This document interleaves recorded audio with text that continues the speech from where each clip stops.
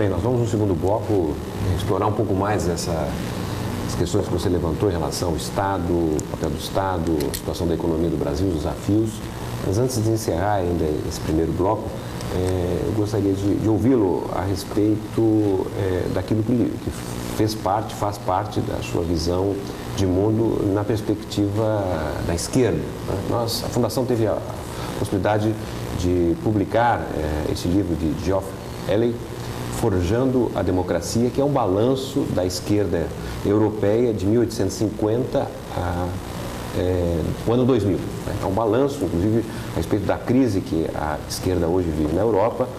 Nós também tivemos aqui na Fundação a oportunidade de também publicar o livro de Nils Castro, As Esquerdas Latino-Americanas em Tempo de Criar, que é um balanço da perspectiva da esquerda na América Latina. Como é que você vê a esquerda nesse início do século XXI? Os ideais do socialismo pensado no século XIX ainda estão de pé ou nós já estamos vivendo uma mudança tão profunda no capitalismo que implicaria olhar o socialismo noutra perspectiva? Eu vejo a esquerda latino-americana, principalmente, muito inovadora, enfrentando novos desafios sobre novas perspectivas, né? A própria vitória, né, de governos progressistas de esquerda, na maioria dos países da América Latina, os principais, né? Basta dizer que no Chile, no Brasil, na Argentina, né? Para dizer aqui, 3 países da América do Sul, certo?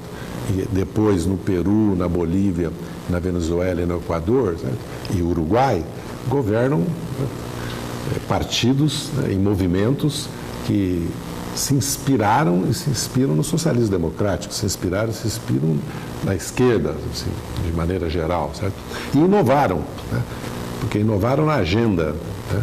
A agenda da esquerda ficou uma agenda contemporânea, uma agenda da nossa época, do espírito da nossa época, combater a pobreza, né? Combater a miséria, certo? Resgatar a soberania não só estatal, sobre recursos naturais, sobre a política econômica, certo? Sobre a política monetária, sobre o controle, certo, dos capitais financeiros, mas resgatar também a soberania e o Estado sobre a cultura, sobre a educação, sobre o lazer, sobre a autoestima, sobre a nação, certo? Sobre o conceito de nação num conceito moderno de nação, porque a nação se integrando na América do Sul, se integrando na América Latina, procurando ter voz e presença no mundo.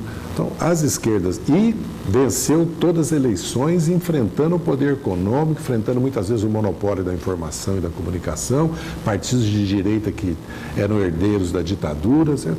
Enfrentando variantes social-democratas, quer dizer, num espectro político, numa disputa político-democrática, né? Com muitas contradições, com muitos desafios, com erros e acertos, evidente, mas o balanço é muito positivo na América Latina e na América do Sul, particularmente. Há um avanço, e um avanço do debate político também sobre o papel do Estado, sobre o mercado, sobre o caráter e o papel das empresas, certo? Sobre a cidadania, sobre como abrir, certo? E expandir a democracia para uma democracia participativa, consultiva, não? E como entender, certo, as revoluções que estão acontecendo culturais e nas comunicações, né? As redes sociais, como entender também as novas demandas, né, que as manifestações têm trazido em vários países, não só no Brasil, como no Chile, na Colômbia, no Peru, no próprio México. Nós temos, não só, isso não aconteceu só na Europa, certo? Já o cenário da Europa não é muito alentador, né? Nós podemos dizer que a esquerda europeia ainda não conseguiu encontrar um caminho, não conseguiu se recriar, não conseguiu se reciclar, certo? Não só, vamos dizer assim, da domesticação da social-democracia, né, que foi cada vez virando uma social-democracia de direita, para usar um termo, para fazer uma caricatura, certo? Apesar dos movimentos de juventude que surgiram, de contestação, também através das redes, né, do Ocupa-se, os indignados, que é importantíssimo, os movimentos extraparlamentares, né? Os movimentos que questionavam a própria atuação dos partidos de esquerda e dos sindicatos. Também há que se destacar uma presença muito forte dos sindicatos, né? E dos partidos nas mobilizações, pelo menos em Portugal, em um país como Portugal, com um país como a Grécia, né? Onde a presença é muito grande, né? E também uma presença forte ainda dos partidos socialistas, por exemplo, na França, que venceu a eleição, apesar da quase inacreditável posição do François Hollande e do socialista com relação agora, por exemplo, à proposta americana de fazer uma intervenção militar na Síria, que não é aceita nem pela opinião pública norte-americana, não foi aceita pelo parlamento britânico, não é aceita pela União Europeia, pelos ministros de Relações Exteriores da União Europeia, certo? E pode não ser aceita nem pelo Congresso norte-americano, né? Mas, de maneira surpreendente, a França, que, de certa maneira, é o berço, né, de uma política externa independente dos Estados Unidos, porque vamos lembrar a tradição golista, né? Sempre foi por isso que a França tem um guarda-chuva nuclear, né? E a pressão que foi feita para a França não ter esse guarda-chuva nuclear, vamos lembrar disso, foi enorme, né? Entre a década de 50 e 60. No entanto, hoje a França aparece como a principal sócia de uma política suicida, de uma política que não vai levar a nada, que já está mais ou menos evidente, que com a experiência do Afeganistão, do Iraque, da Líbia. Aliás, se nós fizermos um balanço da Primavera Árabe, o balanço é bastante trágico, né? Aonde não houve revoluções, os países estão sob a guarda pretoriana da Arábia Saudita e do Catar, com intervenção norte-americana, né? Como o Iêmen e Bahrein, né? A revolução no Egito virou uma ditadura militar, né? Os militares controlam não só a economia do país, como voltaram a controlar a política. O Mubarak está agora em prisão domiciliar, você daqui a pouco está inocentado em liberdade no caminhar das coisas no Egito. A Líbia, ninguém mais fala da Líbia, né? No Marrocos, nós tivemos um simulacro, né, de democracia, né? Infelizmente, a Tunísia caminha também para uma situação de impasse, né? Então, o balanço não é bom, né? Se nós olharmos por outro lado da América Latina, nós vamos ver que o nosso balanço, e de certa maneira a África vai se movimentando, vai saindo também de uma situação que vivia há 10, 15 anos atrás, né? Porque o próprio desenvolvimento da própria América Latina e o papel da China e da Ásia, certo? Há uma nova situação na África também, porque a África deixa de ser, certo, um espaço geopolítico europeu e norte-americano, certo? Então a África tem novas oportunidades, os governos africanos têm novas oportunidades de desenvolver seus países em democracia com desenvolvimento social, não só com crescimento econômico e enriquecimento das elites, certo? Porque a África é hoje um espaço, né, que o mundo tem para o desenvolvimento também na busca de matérias-primas, na busca de petróleo, na busca de alimentos, que pode, né, se a África e seus governos souberem e conseguirem fazer essas associações, aproveitar desse momento histórico, ter um desenvolvimento também em outro patamar democrático e social. Tá? Então eu vejo o mundo com otimismo, apesar das nuvens que nós vemos no mundo carregadas com relação ao militarismo, à guerra, o domínio do capital financeiro, as crises que foram produzidas em 2008 e 2009 e hoje a Europa vive. Eu acho que há, né, e por isso que foi tão importante a palavra e a presença do presidente Lula no mundo, exigindo a reforma das instituições internacionais, da ONU, do FMI, do BIRD, o avanço da OMC para um acordo comercial real, que acabasse com o protecionismo, né? E a sua oposição sempre ao intervencionismo militar, ao militarismo. Quer dizer, o Lula teve e tem ainda uma liderança no mundo e um papel. Muito bem, nós estamos aqui dando prosseguimento à nossa entrevista com o ex-ministro José Dirceu. Essa é a segunda entrevista de uma série que a Fundação Perseu Abramo, através desta comunicação da TV FPA, está oportunizando. Quero convidar todos os que nos acompanham a também enviarem questões e considerações, caso desejam, para o nosso sítio www.fpabramo.org.br. Essa é uma série de entrevistas que nós iniciamos a segunda e vamos ter já na próxima semana também um debate com o tema da educação, tendo o professor Reginaldo Moraes para ajudar, né, no melhor entendimento acerca dos desafios da educação brasileira.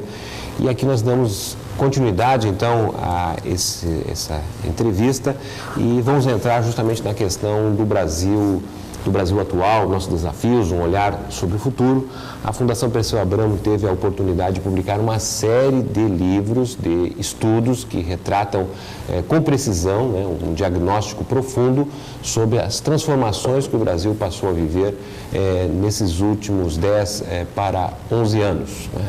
É certamente um momento singular na nossa história em que o Brasil, depois de muito tempo, conseguiu combinar a democracia com o crescimento econômico e com a distribuição da renda, o que gerou justamente um país ainda com desigualdades profundas, mas bem menores daquela que nós tínhamos na virada para o século XXI.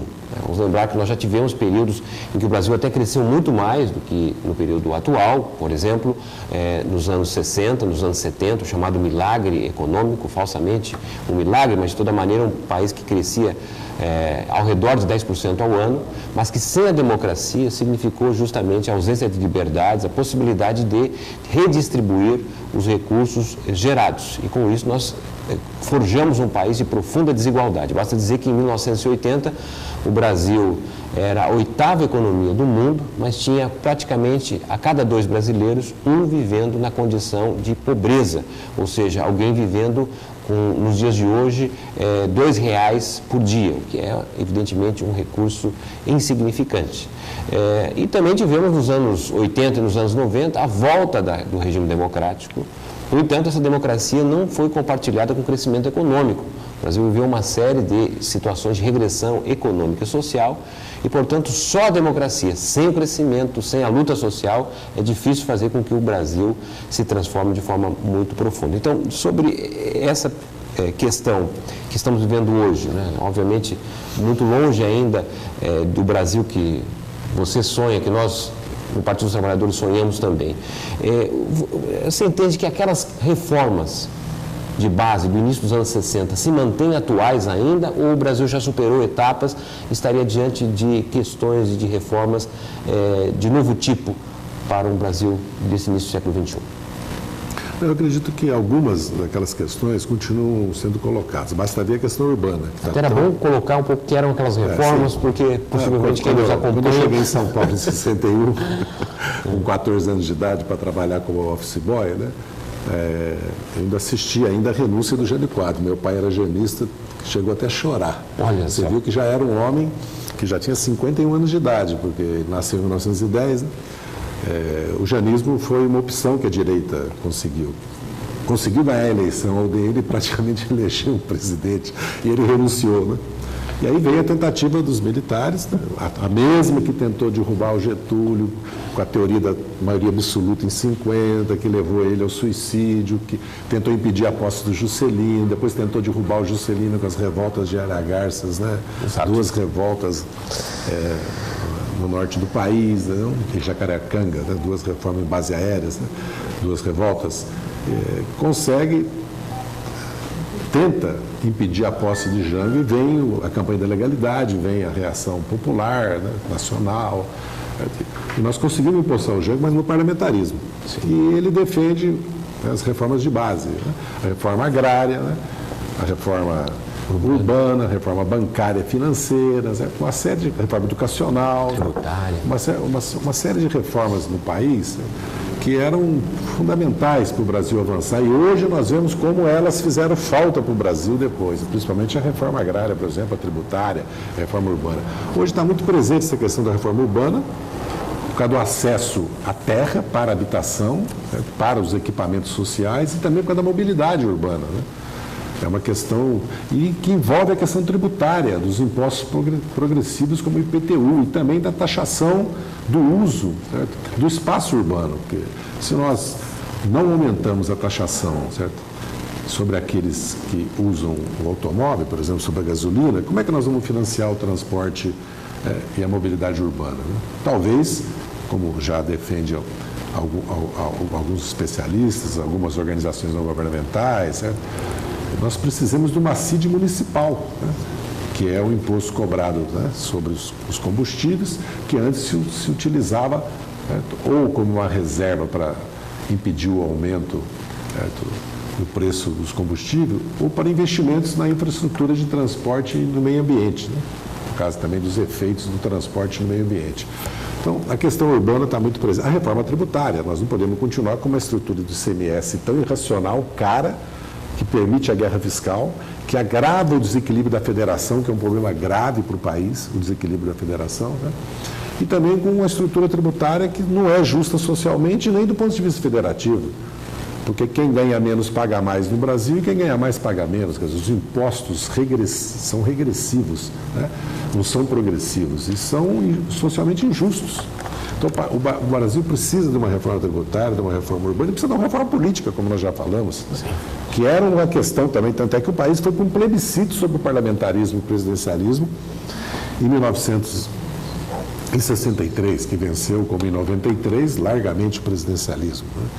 Então, há reformas que estão presentes na vida do país hoje e eu acredito que...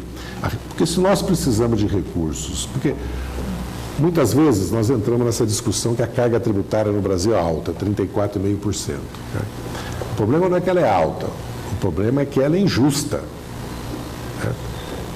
O problema não é que ela é alta, o problema é que ela não é direcionada para os fins mais importantes que o país tem, que é a educação e o desenvolvimento científico e tecnológico, a saúde universal e a educação universal e gratuitas, que é o SUS e o nosso sistema público de educação, e a questão do transporte e da mobilidade, que hoje são as grandes prioridades que o país já identificou, que o país já gritou nas ruas, inclusive, que precisam ser atendidas.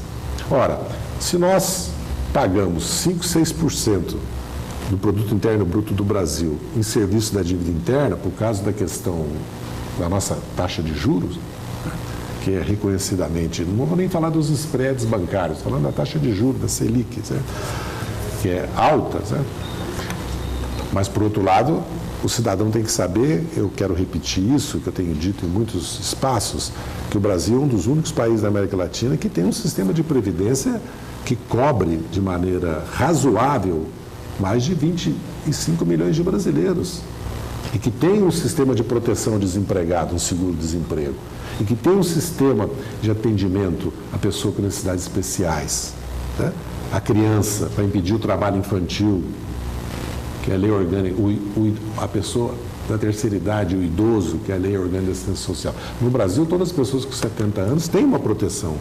E a Previdência Social tem um papel econômico, que distribui renda, cria mercado interno, desenvolve a economia local. Certo?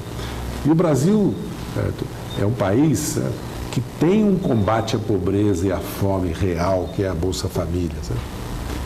Nós temos uma merenda escolar, certo, que atende a dezenas de milhões de crianças no Brasil. Temos um sistema único de educação que precisa melhorar muito a sua qualidade, esse é o desafio.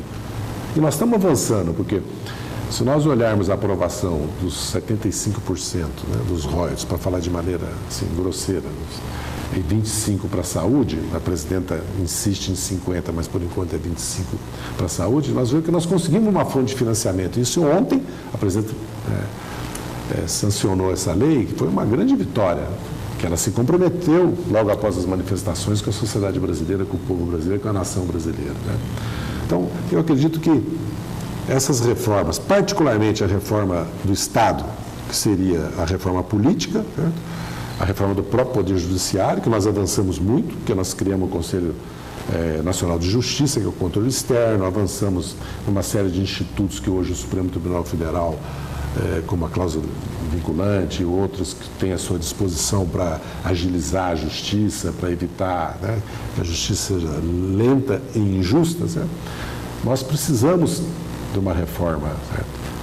Da gestão pública também. Nós avançamos muito nesses últimos 10 anos na gestão pública, no planejamento, na direção, na assessoria, na gestão, no controle, em órgãos de controle. O Brasil não tinha uma Controladoria Geral da República, o Ministério Público Federal e a Polícia Federal não tinham os papéis que tem hoje. O Tribunal de Contas da União não tinha o papel que tem hoje e os do Estado não têm. São simulacros de tribunais de conta e basta ver o de São Paulo.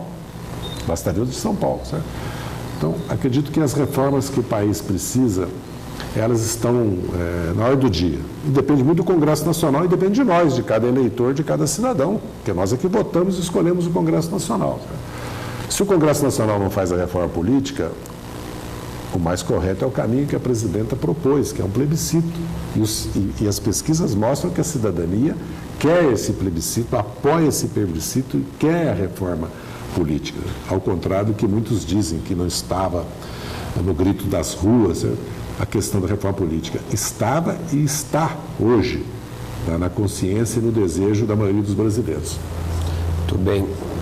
Dentro dessa expectativa que você apresentou em relação ao tema das reformas, nós, evidentemente, olhando a história brasileira, nós vamos encontrar que elas fazem parte daqueles que lutam e vêm lutando há muito tempo pelas transformações no Brasil.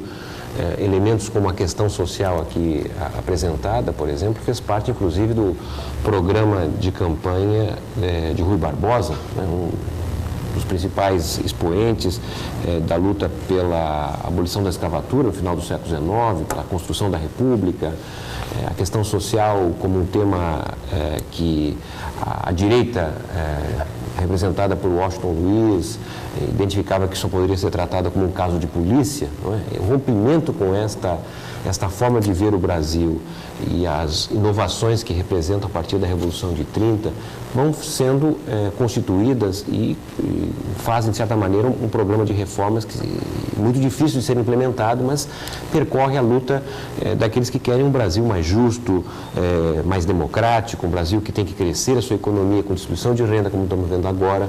O Brasil precisa de reformas.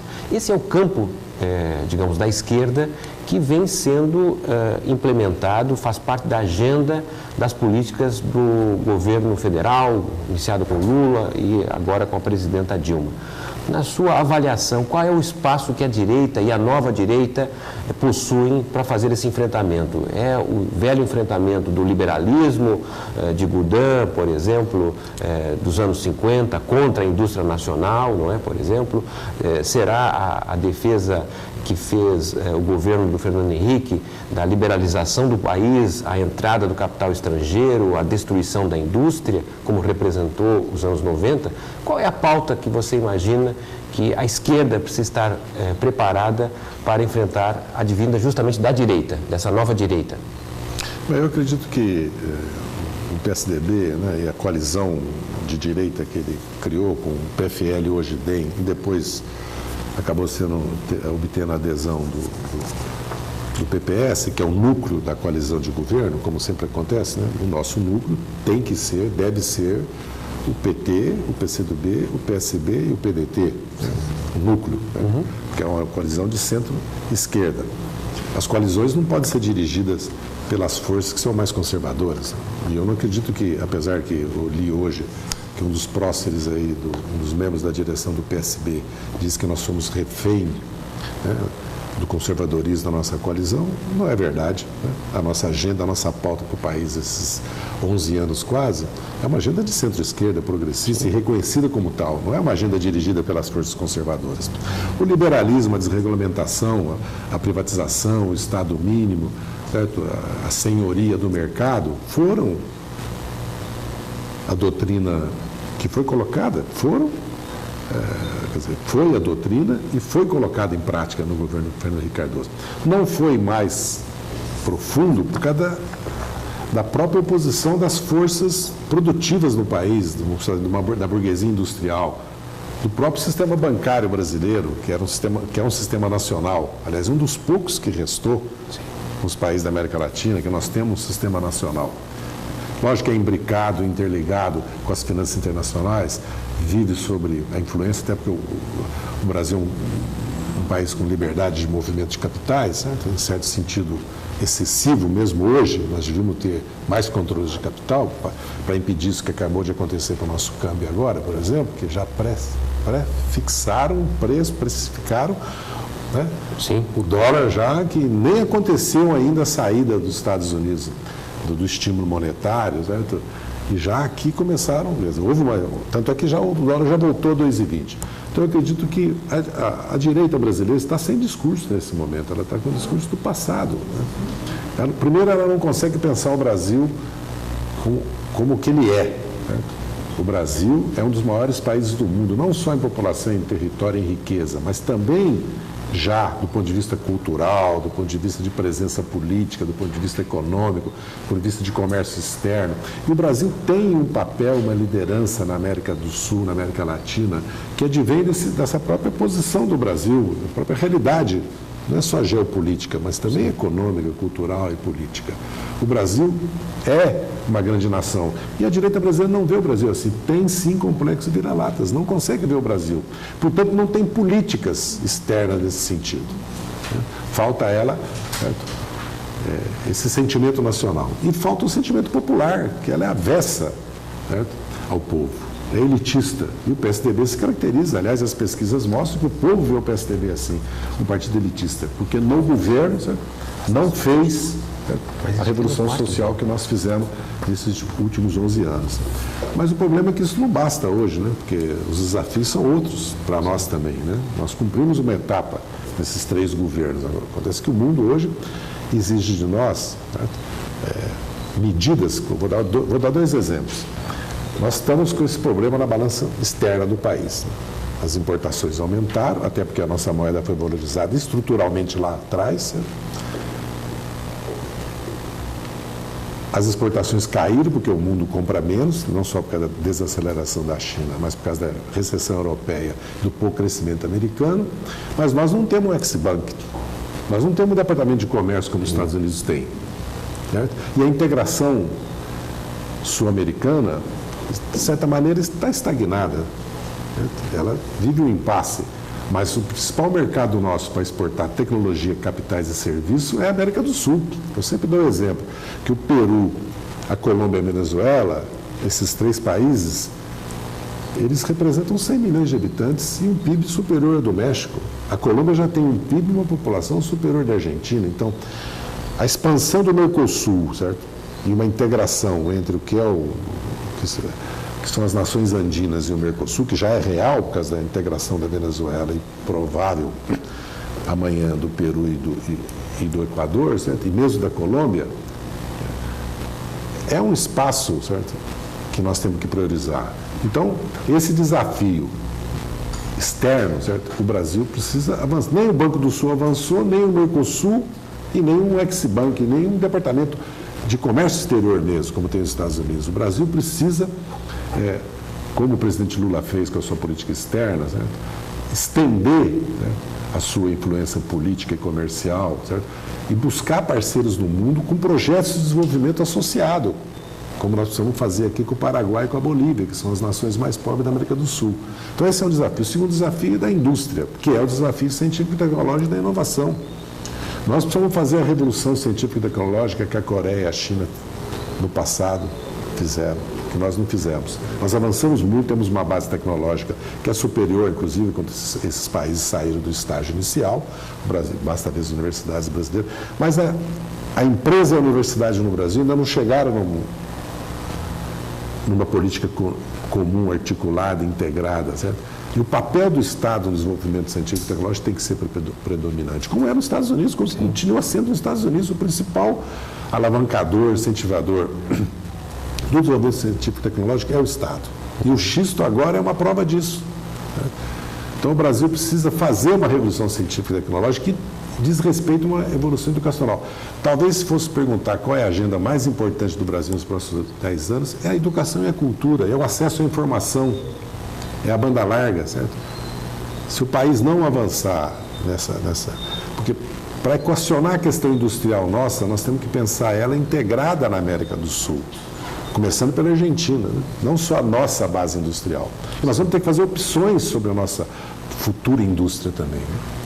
Mas isso envolve defesa comercial e câmbio, porque os liberais, eles não aceitam o papel do Estado, dos bancos públicos, do crédito, certo? O papel do Tesouro. Quando os Estados Unidos faz o que quer com relação a isso, o Japão acabou de fazer um programa de estímulos financeiros, aliás, um programa que pede um pouco de inflação. Não estou dizendo que o Brasil deva fazê-lo, porque a situação do Japão não tem nada a ver com a brasileira, para não dizerem depois que eu disse. Não estou dizendo isso. Né? Mas é evidente que está certo a nossa política de defesa comercial, a nossa política de anticíclica, a nossa política do papel dos bancos públicos e a nossa política do novo papel do Estado. Porque o que nós precisamos no Brasil é o Estado que o Brasil já teve no passado. E tem ilhas de excelência que mostram que Estado é esse, né? Aliás, o Banco Central é uma delas, né? Ou o Tesouro, ou o BNDES, ou o Ministério Público Federal, ou as Forças Armadas, independente da captura de muitas dessas instituições por forças, né, políticas de direita ou de esquerda, a realidade é que nós precisamos de um Estado que, aquilo que eu falei, que faça planejamento, que não tinha nada quando nós chegamos no governo, Márcio. Sim. Não existia planejamento dos projetos nos ministérios nesse país, né? Que faça direção, assessoria e controle, certo, da execução. Que nós temos que remontar praticamente esse Estado brasileiro. Nos 10 anos do Lula, nós avançamos muito nos planos de carreira, no padrão, tanto é que hoje centenas de milhares de jovens todos os meses estão correndo para estudar, para prestar concurso, para ser servidor público federal, porque o salário, a carreira, certo? E o estímulo, certo? Para a formação, inclusive, profissional, intelectual, é grande. Certo? Então, reconstituir o Estado brasileiro, enfrentar o problema da ciência, tecnologia e da educação, certo? Enfrentar o problema do mundo, da integração na América do Sul, em primeiro lugar, certo? E de uma política externa, certo? Que vai trazer a questão do poder militar, certo? Defensivo, conforme a doutrina de segurança de defesa nacional, que foi aprovado, estratégica do que o país aprovou recentemente, certo? O Brasil precisa ter. Porque o que nós estamos assistindo na espionagem norte-americana agora no país, certo? Mostra as ameaças que nós vamos enfrentar. Espionagem industrial, comercial, econômica, não só política, certo? Não só diplomática, certo? Que a presidenta, aliás, deixou claro isso hoje no pronunciamento dela, né, nas entrevistas que tem dado. Então eu acredito que eu não vejo o que a direita apresenta para o país. Nós olhamos a Casa das Garças, os pronunciamentos do Edmar Baixa, certo? Propõe uma aliança entre o capital financeiro e produtivo, com uma desvalorização cambial, mas com uma abertura do país, certo? Que nós já sabemos quais são os resultados dela. E corte de investimentos, né? Corte de gastos, né? Redução de impostos. Ora, mas quem financia os programas sociais? O mercado vai financiar os programas sociais. Com a medicina de seguro-saúde que nós estamos vendo no mercado, com as escolas de educação particular, privada. Quer dizer, nós sabemos que 180 milhões de brasileiros dependem do SUS, né? E nós sabemos que a imensa maioria dos brasileiros depende do sistema público gratuito de saúde, de educação, que, aliás, existe no Brasil e vai melhorar cada vez mais. Basta ver o salto que nós demos no ensino médio, né, chamado segundo grau, com o Pronatec, com as escolas técnicas, né? E com a associação com as empresas privadas, com o Sistema S, como nós podemos formar. E daqui a alguns anos nós vamos ver o efeito já positivo, extraordinário, desse esforço que nós estamos fazendo na educação técnico-profissional agora, com o Sistema S, com o Pronatec, com as escolas técnicas, porque também no chão das fábricas, das empresas, certo? E milhões de brasileiros, principalmente de mulheres, né, cidadãs brasileiras, optaram por estudar nos últimos anos, estão estudando. Isso vai trazer um aumento de produtividade do país, né, como trouxe a internet, como trouxe o celular, né, o avanço das telecomunicações, o avanço que nós estamos tendo na informação, na cultura, na educação no Brasil, porque não é verdade que nós não estamos tendo. Porque, lógico, se nós queremos mostrar mazelas do Brasil, problemas no sistema de saúde e educação, que, aliás, deve ser mostrada, certo? Nós podemos mostrar porque existe, tem as desigualdades, a pobreza, tudo existe no nosso país. Mas não reconhecer os avanços, certo? Eu não sei a quem ajuda isso. Ao Brasil e ao povo brasileiro, seguramente não. E essa mentira, ela não prevalece, porque a realidade se impõe que há uma melhora na situação de todo o sistema educacional de saúde do Brasil, apesar que os desafios são ainda grandes, eles precisam ser enfrentados. E estão sendo enfrentados porque as propostas estão sendo colocadas.